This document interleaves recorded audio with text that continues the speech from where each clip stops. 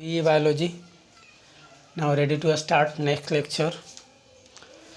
हम आपके बीच आते हैं और हमेशा आपको पॉइंट्स बता रहे हैं। आपकी NCERT के जो भी बुक है उन सभी में ये सारे के सारे पॉइंट्स भी इंक्लूडेड है और उससे कुछ बेहतर भी बता रहे हैं ताकि आप ज़्यादा से ज़्यादा क्वेश्चन को टच कर सकें और बिना कन्फ्यूजन के आप क्वेश्चन को सॉल्व कर सकें।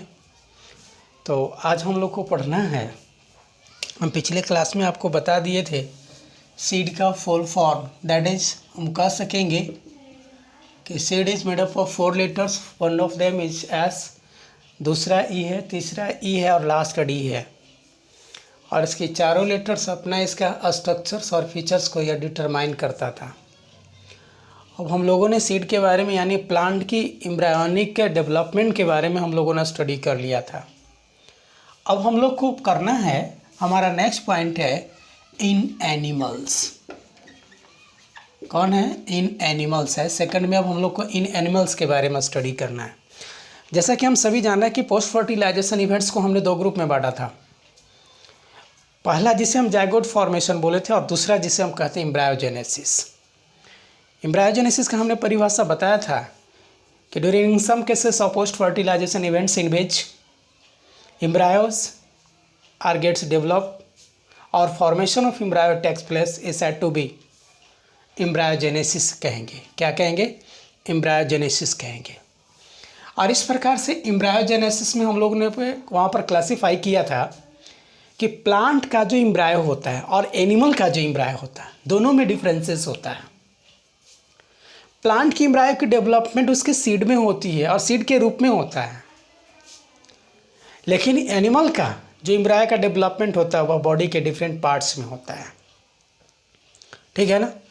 और वो जो पार्ट्स होता है उसमें जो एम्ब्रायो का जो डेवलपमेंट होता है, डिफरेंशिएशन होता है, वह डिफरेंट टाइप का होता है। इसीलिए हमने पहले प्लांट के बारे में देखा था, अब हम एनिमल्स के बारे में देखेंगे। तो देखेंगे एनिमल्स में, इसमें भी एम्ब्रायोजेनेसिस होता है और सबसे बड़ी बात हम यही जान रहे हैं कि यहाँ पर भी एम्ब्रायो का डेवलपमेंट होता है। तो हम कहेंगे डेवलपमेंट ऑफ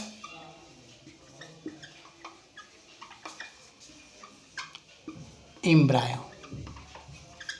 और इसी को कहते क्या? एम्ब्रायोजेनेसिस बोले थे। क्या बोले थे? एम्ब्रायोजेनेसिस बोले थे। हम ये भी इस बात को जानते हैं कि नेचर में बहुत सारे ऐसे लोअर और इन्वर्टिब्रेट्स ऑर्गेनिजम्स हैं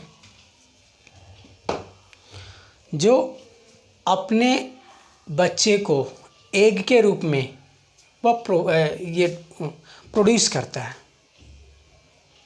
और कुछ ऐसे हैं जो अपने जैसा यानी यंग वंस के जैसा यानी सेल्फ अपने लाइक ऑर्गेनिज्म के रूप में उत्पन्न करता है। तो इस तरह से हम लोगों ने देख लिया कि नेचर में 2 टाइप्स ऑर्गेनिज्म होते हैं। पहला को हम कहते हैं जो खास तौर पर अपने बच्चे को वह एग के रूप में प्रोड्यूस करता है, और कुछ जो है अपने संतानों को चाइल्ड या यंग वंस के रूप में प्रोड्यूस करता है। तो वैसे को हम लोग कह देते हैं ओविपेरी और वैसे को कहते हैं विविपेरी कहेंगे। तो अगला पॉइंट में देखेंगे, हम बताएंगे कि some of them organism of the nature और animals which are always produce young ones as a egg form. ठीक है? तो देखेंगे फर्स्ट पॉइंट में, some of them are produces offspring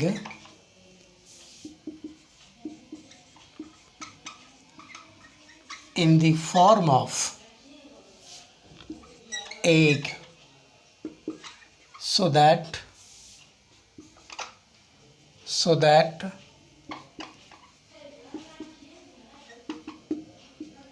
it is said to be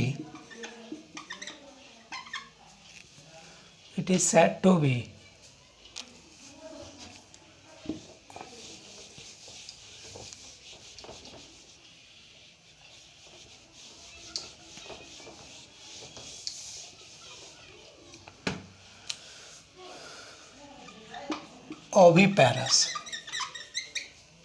ठीक है, like में हम लोग देखेंगे जितना भी इन्वर्टिब्रेट्स हैं,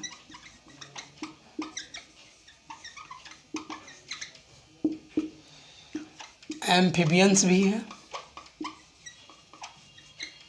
ठीक है, अगली बात रेप्टिलियंस भी है, रेप्टाइल्स भी है, फिशेस भी है, एटसेट्रा, और हमारा बर्ड्स भी हैं। ये सब का सब ओविपेरस कहलाता है। ठीक है, अगला देखेंगे नेक्स्ट पॉइंट में।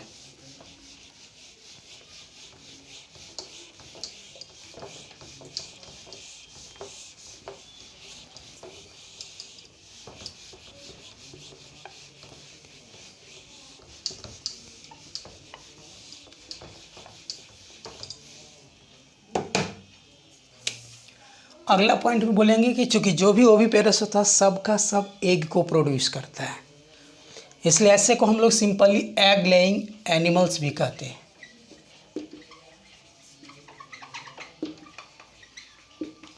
ओके,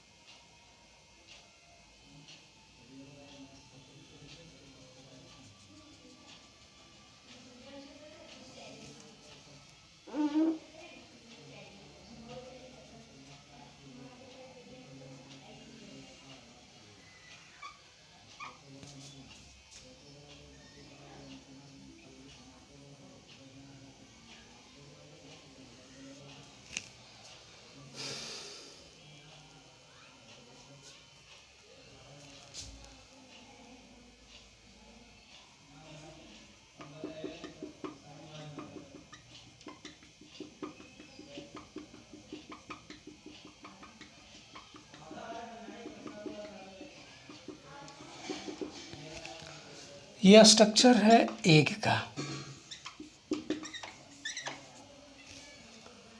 किसी भी बर्ड्स को या कोई भी जो एग लेइंग एनिमल्स है उसके जनरल एग्स का हम लोग फ़ोटो देख रहे हैं, और इस फोटो में देख रहे हैं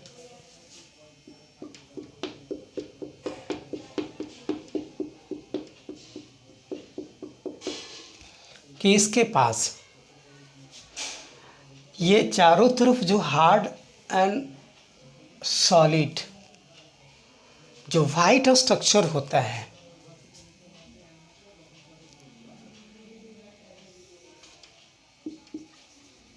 हार्ड स्टोनी लाइक,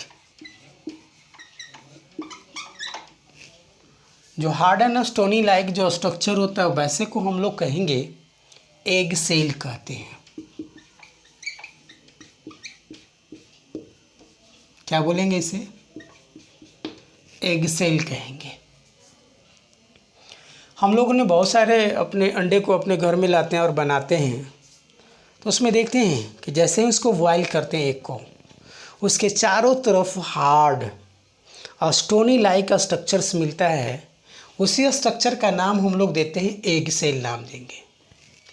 जब इसको हम लोग रिमूव करते हैं, हटा देते हैं, तो हटाने के बाद भी एक पतला सा थिन पेपर लाइक स्ट्रक्चर होता है।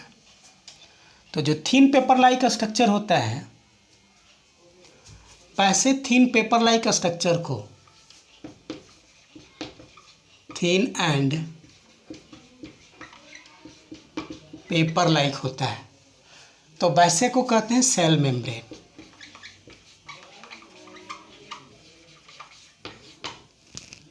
क्या कहेंगे इसे? सेल मेम्ब्रेन कहेंगे। जस्ट इस सेल मेम्ब्रेन और इस एग सेल के बीच में हम लोग जब हटाते हैं, इसके रिमूव करते हैं, तो देखेंगे एक तरफ थोड़ा सा जो हमारा यह जो प्रोटीन है, यह प्रोटीन और एग सेल के बीच में एक स्पेस होता है, वहाँ पर भी सेल होता है और उसमें एयर भरा पड़ा होता है। वैसे को बोलते हैं एयर सेल बोलते हैं। ऐसे को क्या बोलेंगे? एयर सेल बोलेंगे। देखेंगे आप लोग मार्केट में जाइए, खरीदिए और एयर सेल दिखाई दे देगा। ठीक है, आगे देखेंगे। यह जो हमारा सेल मेम्ब्रेन है वो फ्लूइड को पैक करता है, लेकिन जो आउटर और इनर जो एल्बुमिन है वह थीन होता है। तो हम कहेंगे ना थीन एल्बुमिन लेयर कहेंगे। जबकि बीच में जो होता है, ये बीच वाला पोर्शन, यानी यह अगर पेरीफेराई की तरफ देखें ये, तो ये थीन होगा यानी पतला होगा, और यह भी जो है बीच में जो सेंट्रली चारों तरफ रहेगा वह भी थीन रहेगा। लेकिन बीच वाला जो फ्लूइड होगा वह डेंस होगा, और वो है कौन? तो डेंस एल्बुमिन प्रोटीन है। ठीक है, ये क्या है? डेंस प्रोटीन है। ये बीच में जो हम देखते हैं येलो कलर का स्ट्रक्चर है, जिसे हम लोग योक कहेंगे। क्या कहेंगे? इसे योक कहेंगे। और यहाँ पर देखते हैं एक स्ट्रक्चर होता है डिस्क लाइक। कैसा? डिस्क लाइक होता है, तो इसको सेल डिस्क बोलते हैं। क्या बोलेंगे? इसे सेल डिस्क बोलेंगे। तो इस तरह से हम लोगों ने देख लिया कि जो कोई भी अगर एग है और उन सभी एग में स्ट्रक्चर्स को अगर हम लोग देखने चले तो पता चले इतने सारे स्ट्रक्चर्स हैं, जिसके outer most hard and stony structure को हम लोग बोलेंगे एग सेल बोलेंगे। जो इसके बीच में जो छोटा सा जो एयर को कंटेन करता है वैसे को हम लोग एयर सेल बोलेंगे। जो थिन पेपर लाइक यानी just below to egg cell, such a structure is said to be cell membrane. Now it packed with fluid like a structure, and which are differentiated into two parts. One of them is rare form, so that it is said to be thin albumin layer, but in between them dense fluid present or protein, so that it is said to be dense albumin protein बोलेंगे। और बीच में जो yellowish colour का structure होता है, जो disc separate होता है, वैसे को योक कहेंगे। और इसके तरफ थोड़ा जो किसी एक तरफ एक छोटा सा डिस्क से ज़्यादा डेंस लाइक का स्ट्रक्चर होता है, उसको सेल डिस्क बोलेंगे। और इस तरह से हम लोगों ने देख लिया कि नेचर के जो कोई भी ऑर्गेनिजम्स हैं जो एग लेइंग हैं, उन सभी का एग में सभी के सभी स्ट्रक्चर्स मौजूद होता है। तो हम लोग अब इसकी अगला फीचर्स में लिखेंगे ना कि egg contains eggs or contains hard and a stony structure known as क्या बोलेंगे? एग सेल बोलेंगे। क्या बोलेंगे? इसे एग सेल बोलेंगे, क्योंकि डिफिनेशन इसी में लिखा हुआ हार्ड एंड स्टोनी, यही टर्म को हमने यहाँ पर इंक्लूड किया। यहाँ पर भी packed with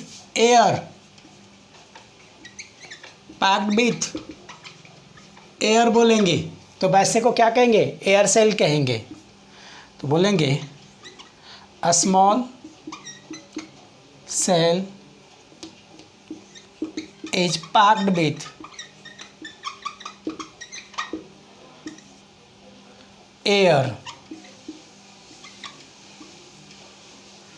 so that it is known as air cell। ठीक है, अगला point.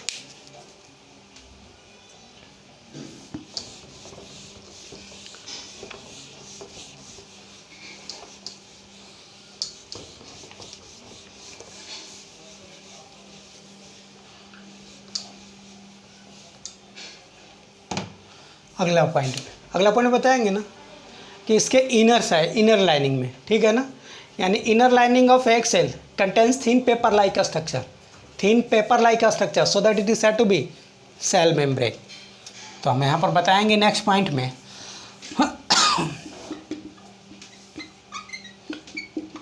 Inner lining of egg cell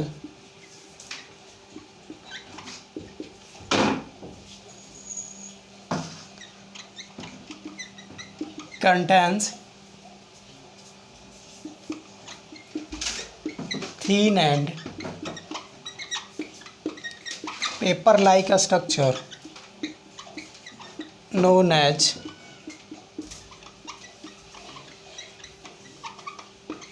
cell membrane. एक नोटेबल पॉइंट में है कि ये जब भी हमारा एयर सेल पाया जाता है तो सेल मेम्ब्रेन और एग सेल के बीच में, तो क्या बोलेंगे, air cell is always present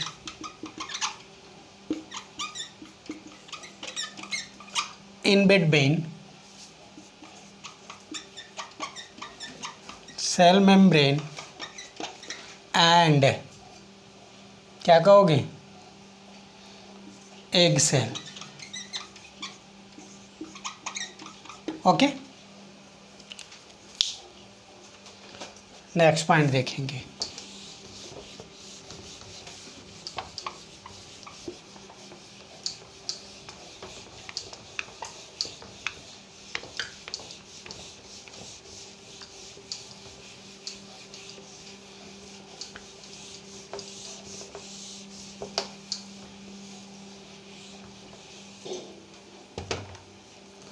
देखेंगे नेक्स्ट पॉइंट में। अभी हम लोगों ने सेल मेम्ब्रेन की बात कर ली थी। अब इसके बीच में वाइट डेंस फ्लूइड होता है जिसे हम लोग कहते हैं एल्बुमिन प्रोटीन कहते हैं, ठीक है। तो हम बताएंगे ना, egg is contains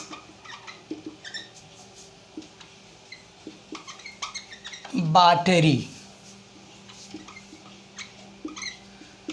dense fluid known as albumin, ठीक है। और ये अल्बुमिन 2 पार्ट्स में डिफ्रेंशिएटेड होता है, आउटर इनर लूज होता है, थीन होता है। तो कहेंगे ना, outer and inner portion of albumin is thin, whereas जबकि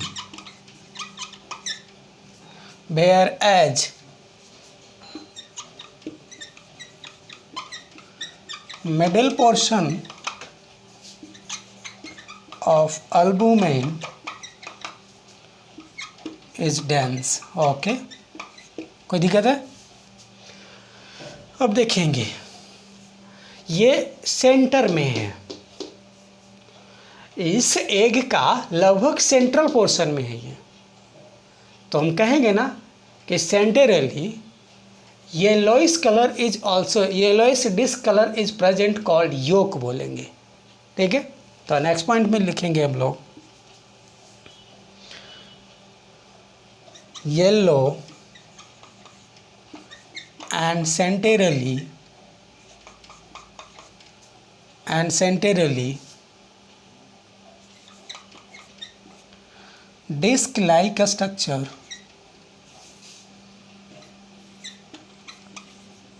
is present known as yolk।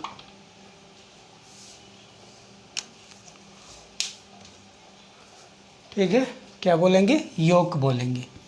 Next point देखेंगे,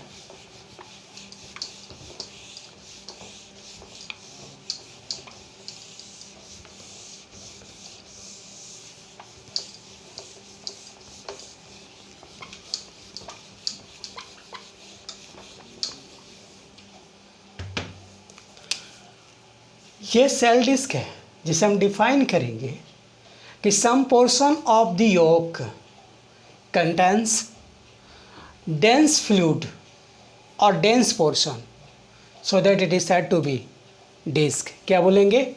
सेल डिस्क बोलेंगे। तो कहेंगे a few portion of yolk contains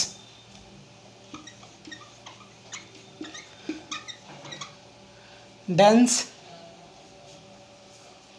part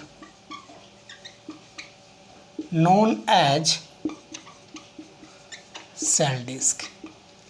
ये तो हमारा सेल के बारे में स्टडी करना था। सेल के बारे में हम लोगों ने स्टडी कर लिया है। अब आगे देखेंगे हम लोग अगला पॉइंट में। ख़ास तौर पर हम बात कर रहे हैं बर्ड्स एप्स के बारे में बात कर रहे हैं। तो जो भी हमारा एप्स होता है वो सभी के सभी बर्ड्स अपने इस एग सेल को मैच्योरिटी स्टेज के दौरान इसको तोड़ देता है, यानी breaking off egg cell with the help of female bird such procedure is said to be hatching. क्या कहेंगे?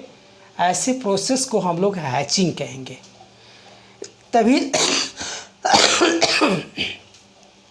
तभी इस एग सेल से उसका जो बच्चा होता है वह बाहर निकल पाता है और वह एक यंग वंस के जैसा होता है। ठीक है, तो हम लोग कहेंगे ना some female birds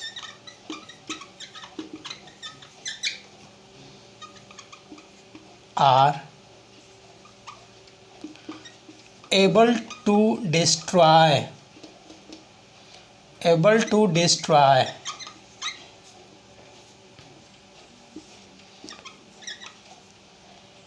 egg cell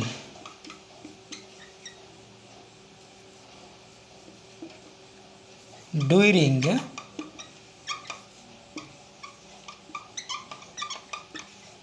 maturity stage। Such process is said to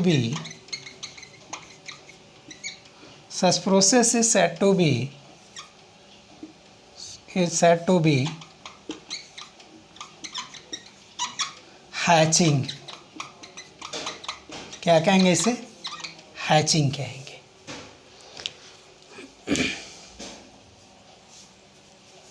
तो ये हम लोगों ने देख लिया एग के बारे में। और इतने सारे हमारे एनिमल्स हैं जिसमें से ज़्यादा मोस्टली एग लेइंग ही हैं, अर्थात ओविपेरसी कहलाता है। आगे देखेंगे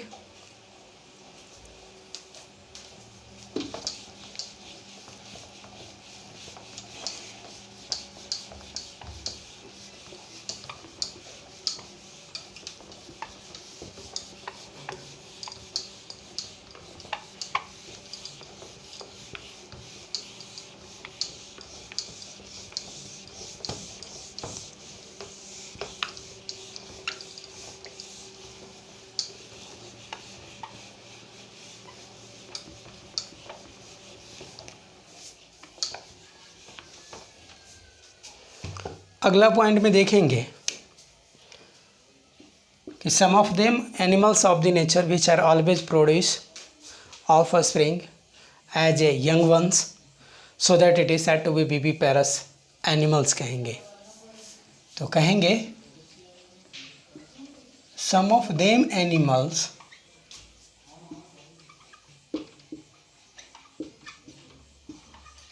are produces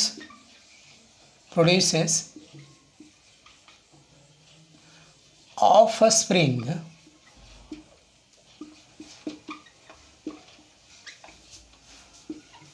as a young ones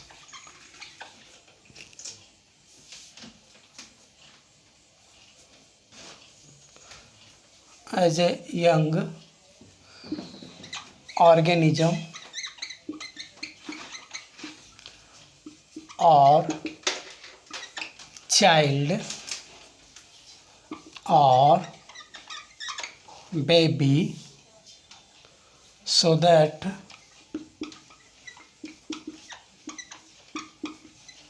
it is said to be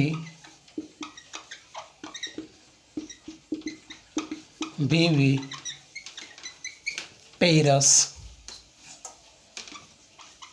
animal. ठीक है,